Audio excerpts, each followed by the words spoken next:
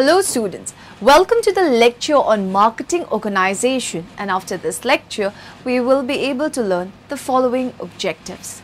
Understand the meaning of marketing organization, explain the types of marketing organization, discuss methods of designing the marketing organization, define the marketing channels, explain contractual or legal provisions, discuss self-interest in organization, understand the marketing, planning process.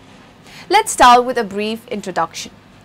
Production, finance and marketing are the most basic function in every business firm. Marketing is an important function in every firm, irrespective of whether it is marketing a product or service.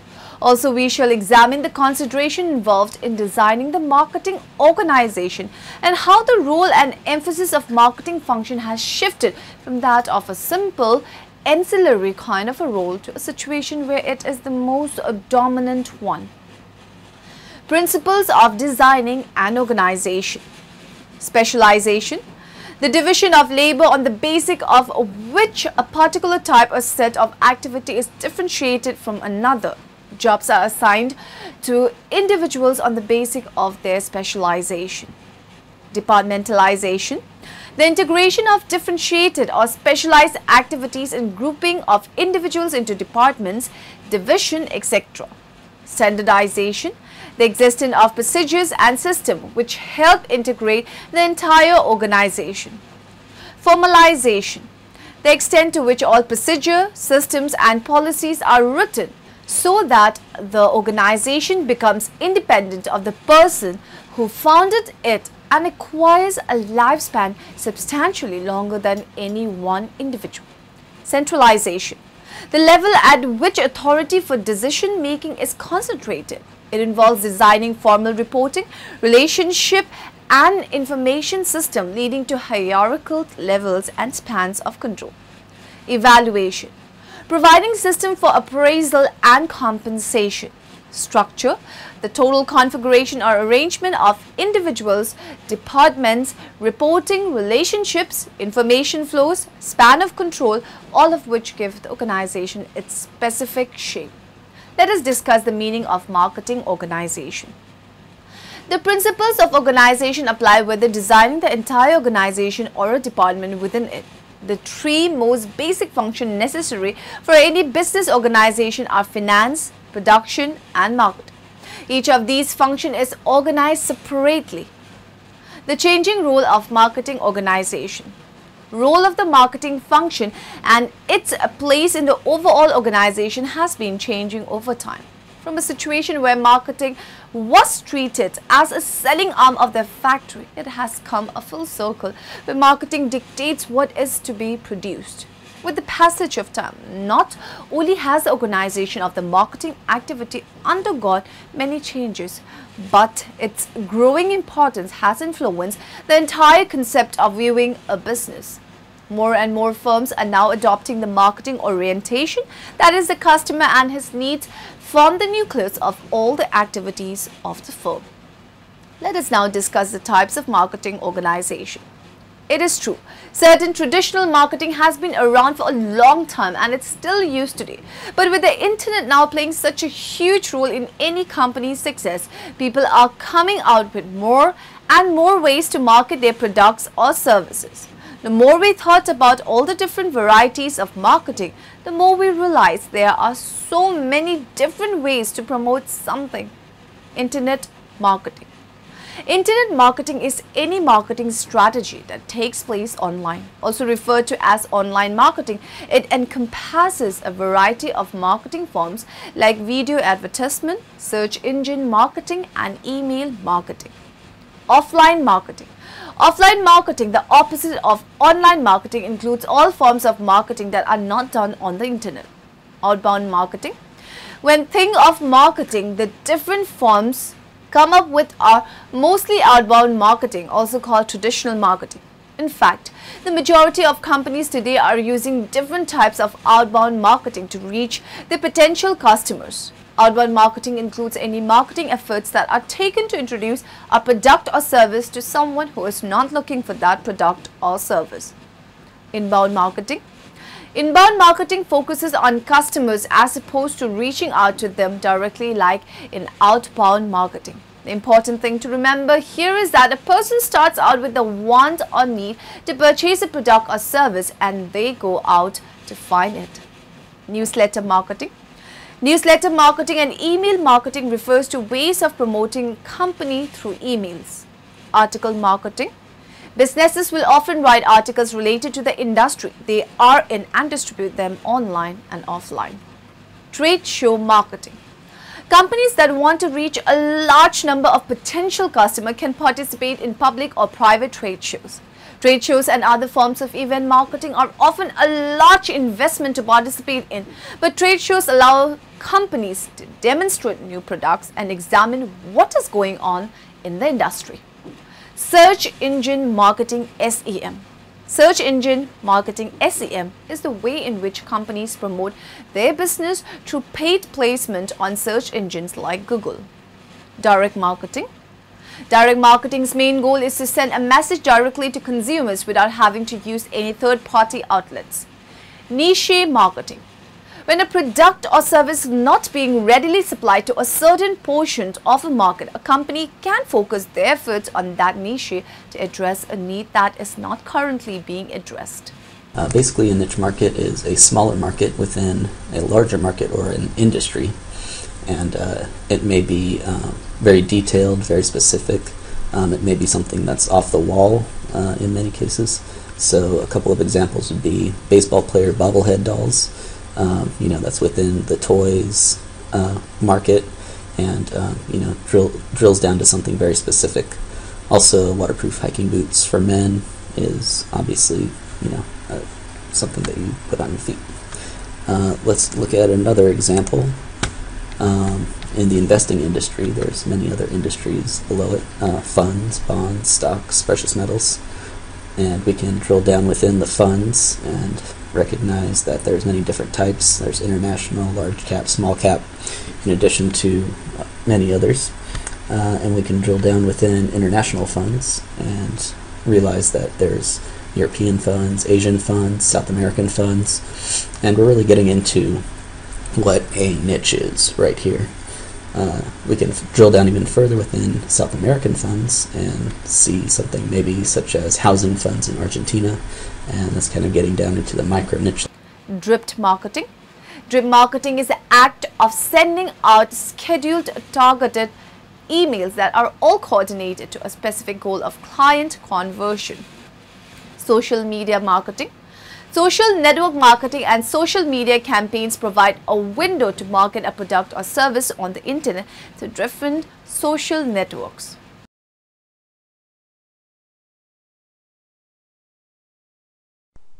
An overview of the ways to market on Facebook. There are actually a lot of different ways that you can go about marketing on Facebook. We'll be talking about them in depth as we move forward, but I just wanted to throw them out now so you can be thinking in your mind, what you can be doing on Facebook, and maybe, some of these will be a better match for your business than others. Of course, you can send messages to friends. So, we're going to go out and the goal is going to be to get as many friends as we can, whether that's through a fan page, a group, or whatever. But the thing is, once you have these people as your friends, you can send messages to them. On the other token, you cannot send messages to people that are not your friends. This is something that helps Facebook be more secure. There are other social networking sites out there that you can send messages to everybody, and that just opens the door up to spam. That with this, you need to consent and be someone's friend before they can message you, which certainly helps make things a lot tighter in Facebook. Creating and or participating in groups. This is a fantastic way. You of course can create a group of your own. We'll talk about that, and give people a reason to come join it, and then you have control of the group and you have people interacting with one another. But of course, at the center of it can be your business, which you'll be promoting, of course. Creating and distributing an application. We'll also talk about this. This can be a very powerful way. Applications are really popular, and doesn't even need to be your own application. You can take one that's popular and modify it a bit. And we'll talk about that. Not stealing it, but there's some applications that allow you to make your own surveys and things like that. I guess I should have said. That's not really an application. It's using an application. But essentially, this is a way that you can go about gaining exposure. You can even have your own application developed from scratch too, which people do and are very successful with it. Utilizing the news feed. We'll talk about what the news feed is, but basically what happens is when people are on something such as your fan page and you make a post to your wall, your post appears in their news feed, and it's a very effective way to get people's... Referral marketing. One of the less strategic types of marketing, referral marketing relies on a company's customers to refer new customers to that company, also called word of mouth marketing. This is a more spontaneous way of receiving new business and cannot be solely relied on because results are not very predictable. Guerrilla marketing. With a smaller budget, guerrilla marketing makes a splash by relying on energy, timing, and unusual approaches to get the consumer's attention. Promotional marketing. Promotional marketing is a common form of marketing strategy that companies use to motivate a consumer to make a decision and purchase their product. Affiliate marketing. Affiliate marketing most likely involves 4 different groups that contribute to the marketing effort. Viral marketing.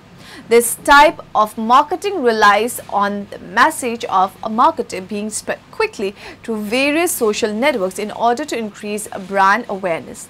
The name viral marketing stems from the rapid spread of viruses in general. B2B marketing.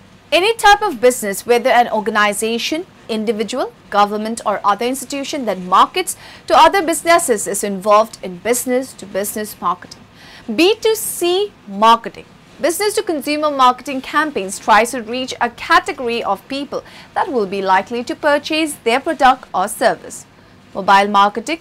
Along with internet marketing, mobile marketing is part of the newest groups of marketing activities. Companies have been experimenting with certain ways to reach consumer through their phones, especially with the rise of Apple's iPhone. Reverse marketing. This form of marketing is similar to inbound marketing. Telemarketing, a form of direct marketing. Telemarketing focuses on reaching consumer by phone. Direct mail marketing. Most people receive large quantities of marketing material in the mail, which is considered direct mail marketing. Database marketing.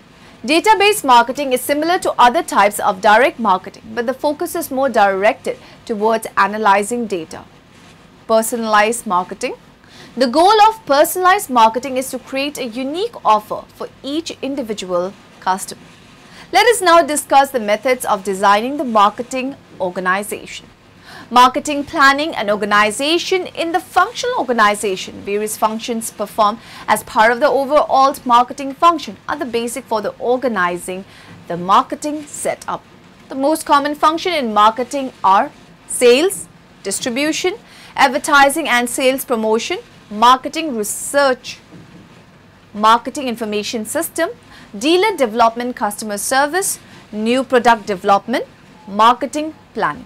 Let us now discuss marketing channels. The concept of the marketing channel can be confusing. Sometimes it is thought of as the route taken by a product as it moves from the producer to the consumer or other ultimate user. Some define it as a path taken by the title to goods as it moves through various agencies. Still others describe the marketing channel in terms of a loose coalition of business firms that have banded together for purposes of trade. Marketing channels and marketing management strategy. The well-known marketing mix strategy model provides a framework for viewing the marketing channel from a marketing management perspective. Recall that the marketing mix model portrays the marketing management process as a strategic blending of 4 controllable marketing variables, the marketing mix, to meet the demands of customers to which the firm wishes to appeal the target markets in light of internal and external uncontrollable variables. Marketing channel strategy, one of the major strategic areas of marketing management, fits under the distribution place variable in the marketing mix. Flows in marketing channel. When a marketing channel has been developed, a series of flows emerges. These flows provide the links that tie channel members and other agencies together in the distribution of goods and services. From the standpoints of channel strategy and management, the most important of these flows are product flow, negotiation flow, ownership flow, information flow, and promotion flow. Let us now talk about the contractual and legal provision. A contract is a concurrence enters into voluntarily by two parties or more with the meaning of creating a legal compulsion which may have elements in writing, though contracts can be made orally. Contract.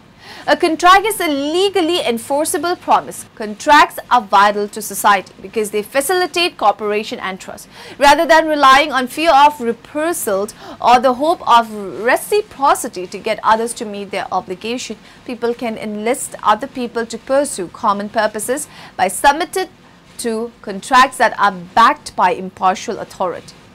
Marketing agreement, contractual.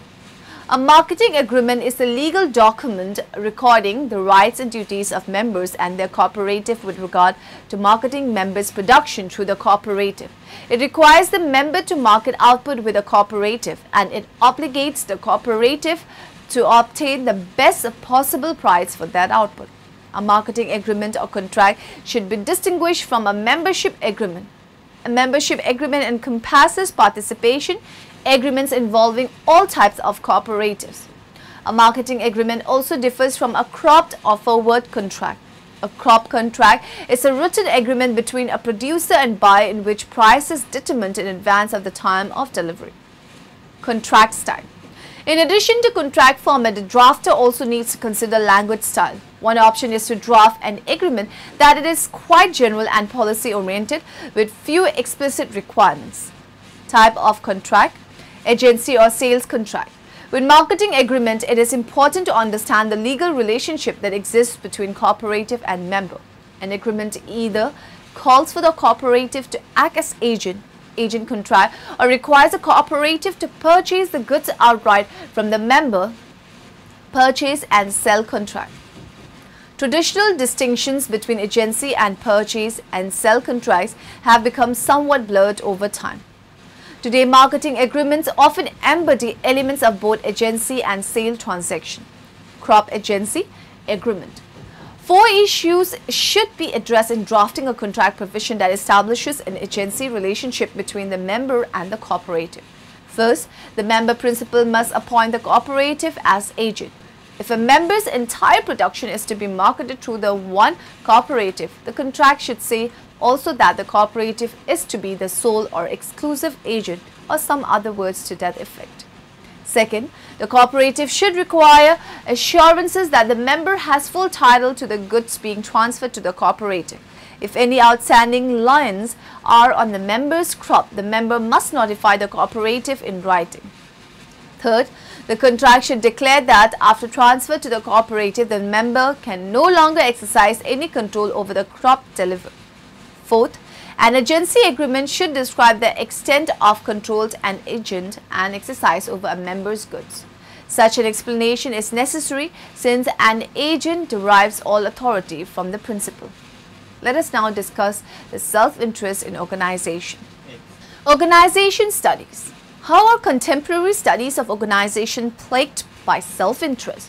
What effects does this have? Contributors might like to consider topics including the academic as a self-obsessed character, intellectual narcissism, academic branding, how to increase one's academic brand equity, intellectual sexism, academic palaces and male egocentralism, academic pomposity, reinforcing self-interest. How do the self-interest of organization and organizational researchers reinforce each other? Contributors might like to consider topics which include the perceived relevance of organization studies to the organized against self-interest. Is there any way to challenge the self-interest which pervades contemporary organization and organization theory? What would this project involve? What theoretical resources might this project draw on? What practical strategies and tactics would be used? Contributors might like to consider some of the following topics: a radical return to objectivism, a luxurious valuing in self-interest, the consistent presence of the other in organizational life, and academic research. Now let us talk about marketing planning and planning process. Marketing is the process of developing and implementing a plan to identify, anticipate, and satisfy consumer demand in such a way as to make a profit. The two main elements of this plan are market research to identify and anticipate customer requirements and the planning of an appropriate marketing mix to meet these requirements. Planning process and its steps. As planning is one of the great importance to an organization, the entire process of planning should be carried out in a systematic manner. Planning is an intellectual process which an executive carries out before he does any job with the help of other people. It involves the following steps. Determination of the objectives. The first step in planning is to identify certain objectives. The objectives set must clearly indicate what is to be achieved, where action should take place, who should perform it, and when it is to be accomplished. Collection and forecasting of information. Sufficient information must be collected in order to make plans and sub-plans. Necessary information includes the critical assessment of current status of the organization together with a forward look at the environment that is anticipated. The collection and forecasting of the information must be done in terms of external and internal environment. Development of planning premises. The next step is the establishment of planning premises. Planning premises are the assumption and prediction about the future. Discovering alternative courses of action. Usually there are several alternatives for any plan. The manager should try to find out all the possible alternatives. At the time of developing alternatives, he should screen out most viable alternatives. So he has to analyze in detail a limited number of alternatives. Selection of best alternative. The various alternatives identified are evaluated and compared in terms of their expected costs and benefits. Formulation of derivative plans. The next step is to develop detailed sub-plans for its implementation. Derivative plans are required to support the overall plans. Communicating the plan. It is very important to get the cooperation of the subordinates at every stage of its implementation. For this purpose, the plan should be communicated and explained to them so that they can get the clear picture of what to be done. An organization is not benefited from planning process until they are put into action. Follow-up measures. To ensure the plans are proceeding along the right lines, the actual performance is compared with the planned performance. In this way, any shortcoming can be noted and suitable remedial action can be taken. Now in the end, let us summarize what we have learned in this lecture. Marketing is an organizational function and a set of processes for creating, communicating and delivering value to customers and for managing customer relationship in ways that benefit the organization and its stakeholders. The principle of organization apply whether are designing the entire organization or a department within it. A marketing-oriented organization is one which is guided by customer needs. A contract is a legally enforceable promise. Contracts are vital to society because they facilitate cooperation and trust. The well-known marketing mix strategy model provides a framework for viewing the marketing channel from a marketing management perspective.